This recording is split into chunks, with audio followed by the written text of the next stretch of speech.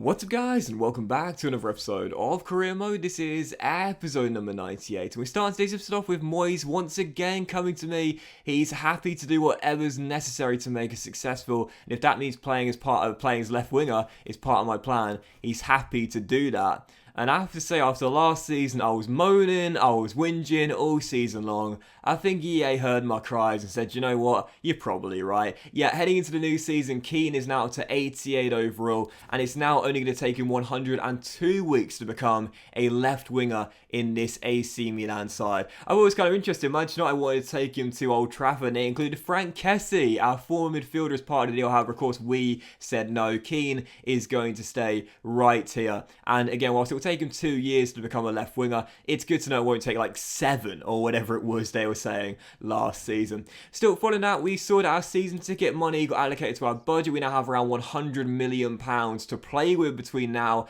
and the end of the transfer window, which closes in 2 weeks' time. Another bid for Gedson Fernandes. Fiorentina wanted to take him to Tuscany, but again, I'm going to keep him here because, again, talking of position changes, I think Fernandes, like Keane, is thriving in that new position where he's being asked to play. And for him to become a right wing back, it's only going to take 31 weeks, so it should happen at some point during the season. We also had the Italy job, did you see that? But of course I turned it down. So yeah, for Fernandes, I briefly touched on it at the end of last season. I said I'm not against selling him, abandoning the experiment, and then looking to bring in someone else at right back. But I think I've made the right call there. I'd much rather keep the Portuguese midfielder now turn fullback because I think last season did really well. I've got no plans to sell him. I'm going to keep him here. Still, another big free bids coming in. One for Timmermans, one for Kabak, and another for Moise Kean. Wanted to return to La Liga from the side that we signed him from. No, we signed him from Villarreal, but Valencia wanted to take him back to Spain. But of course, we said no. Kean,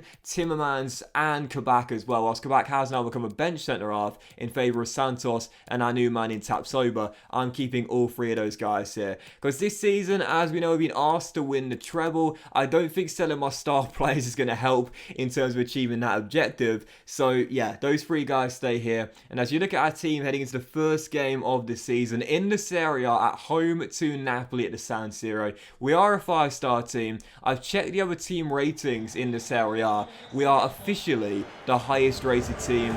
The pressure is on. After last season's failure domestically, we've got to do better this season, and we need to win one of the Coppa Italia or the Serie A. The board won both. I'll be satisfied with just the one, but even so, the most important thing for us is we get off to a good start. Last season, we stumbled out of the blocks a little bit, got into a lead, and we just never caught them. This season, we cannot afford to let that happen again. So, starting off at home to Napoli, a tough game here against the lads from Naples. They had the first chance, and this was a bizarre highlight as well. Is it just me, or did this happen at like 2 times the speed? Shot cannons off the crossbar, and then a rebound saved by Mike. You saw in the last episode, I was considering trading him to Paris Saint-Germain in exchange for Donnarumma. Donnarumma holding a grudge against our club. That means he's never going to come back. So I said to Mike, okay, fair enough. He might be 32 years old and out of contract at the end of the season, but I'm going to give you an extension. Let's see if this season you can prove all the doubters, including myself, wrong. But that's not a bad start from Mike. Great save there. And from the corner,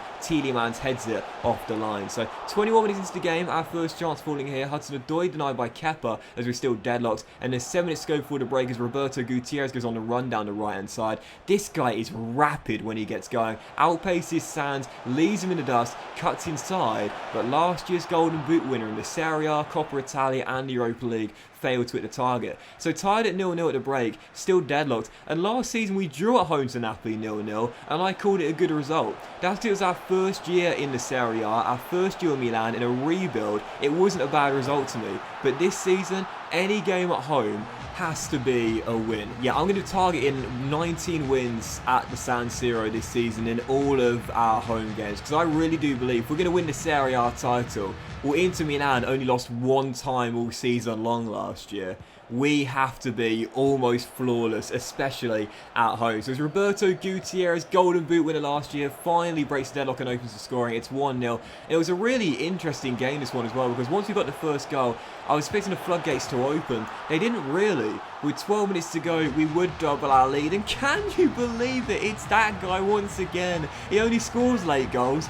Julius Mario Götze Schneider off the bench makes it 2-0. It's already his third goal of the season. He's learned from Leon Goretzka, the young German, and he's thriving without the veteran. He's gone back to Bayern Munich. Milan 2, Napoli 0, and it was, again, a really interesting game because I thought the floodgates would open after Gutierrez. Well, they kind of didn't, and then they kind of did. 3.5 minutes to go as Ricky off the bench plays a great through ball to Roberto, and number 9 bags his brace, makes it Milan 3, Napoli 0. And this game could have been completely different. Napoli had a couple of great chances in the first half. You saw them at the woodwork, might make a great save. Tielemans off the line, but I've mentioned it before, defensively, I want us to be stronger this year. We shipped 4 goals in our opening 2 games in the Supercoppa and the Super Cup, but in this game, desperate to cling on to the clean sheet in stoppage time, still leading by 3 goals to 0. Well, whilst I want to be better defensively, I do know for sure our best and our strongest asset is our high-powered offense, and that's why in stoppage time, with the game already won at 3-0,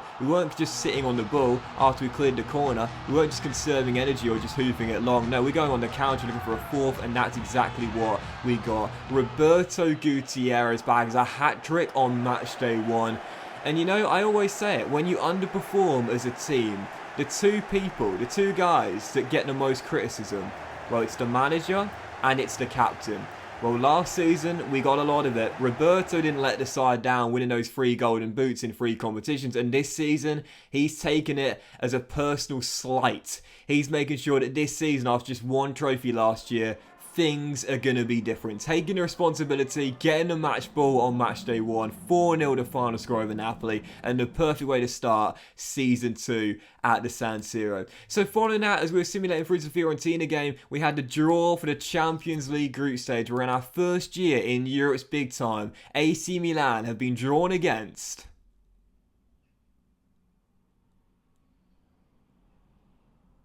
Wait for it.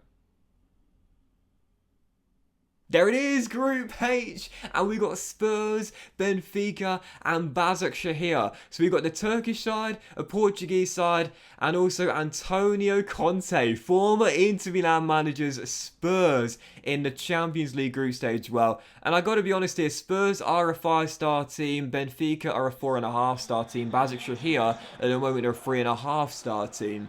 I do put us as favourites for that one, yeah, I really do. I don't think that any of the games will be easy per se, but I would say we are group favourites. Just like our Europa League group last year when we had Hajduk Split, Dundalk and Newcastle United. Eddie Howe's side, if you remember, went all the way to the semi-finals. They came through with us in the group stage as runners-up, and we of course beat them in the semis to go on to win the whole thing after beating Liverpool in the final. So again, I wouldn't say it's an easy group, but I would put us as favourites for us. Spurs, I would say, will be our closest threat. But then again, Benfica, who got through the Champions League group themselves this year against at the expense of Barcelona, I should say. I don't think they'll be easy. And Başakşehir away in Turkey could be a tough test as well. Even so, I still put us as favourites. I'm looking forward to playing our first ever Champions League games with AC Milan. So for the second and final game of today's episode here, it was Fiorentina away in Tuscany. We've had some good battles with Fiorentina over the years, both with Brentford and AC Milan as well. With Brentford, they knocked us out of the Europa League quarter-finals. Last year, we beat Fiorentina in the Coppa Italia semi-finals. Now taking on away in Florence here. Took the lead through Moise Kean, and then Messi's regen. Already second goal of the season. What I really liked about that goal there, as you might have seen it, I think it was Sandro Tonali, was like a really cool little dummy runner as Kean ran from left to right. You don't often see that in FIFA. I mentioned before, off-the-ball movement at times is really, really poor, but that was a great intelligent run from Tonali, bringing defenders with him, so Kean had more space to run from left to right, and then offload to Messi's regen, who did the rest. Fiorentina 0, Milan 2. The only negative in a really good first half was that our first goal scorer, Moise Kean, was forced off through injury, so still leading by 2. Slight concern there, but 8 minutes after the restart, looking for our third. A golden chance to get it, and we do so as well. Elias Timmermans last year had a great end to the season, including 2 man-of-the-match displays in the Europa League semi-final against Newcastle. I don't want the guy to stutter in his development this year. He gets the assist for Roberto Gutierrez, already his 4th for the year. It's Fiorentina 0, AC Milan 3. And with 21 minutes to go, still up by 3 goals, looking for a 4th goal and back-to-back 4-goal wins, and we get it as well. Theo Hernandez whips in across to the far post, gets his second assist of the game, and Roberto, talk about the strength there, under pressure, pushed from behind, but still has the composure and concentration and ability to head in like Ivan Toney would be proud of. Final score, Fiorentina 0, Milan 4, 5 goals in 2 games for Roberto. And I'm going to whisper this quite quietly, but after a poor defensive season last year, back-to-back clean sheets. Yeah, let's see how long it lasts. Even so, big win there, back-to-back 4-0 wins, perfect start to the season. Obviously a very long way to go, but after stumbling out the blocks last campaign, this is much, much more like it from AC Milan. If we are going to beat Inter and be crowned Serie A champions, we need to sort of start Simone Inzaghi's side had last season. But that will end today's episode of Career Mode, guys. Massive thank you for watching. Hope you have enjoyed. If you have, please drop a like. Much love to you all. Have a fantastic day, and I'll see you for next episode featuring Transfer Deadline Day with £100 million to spend very soon.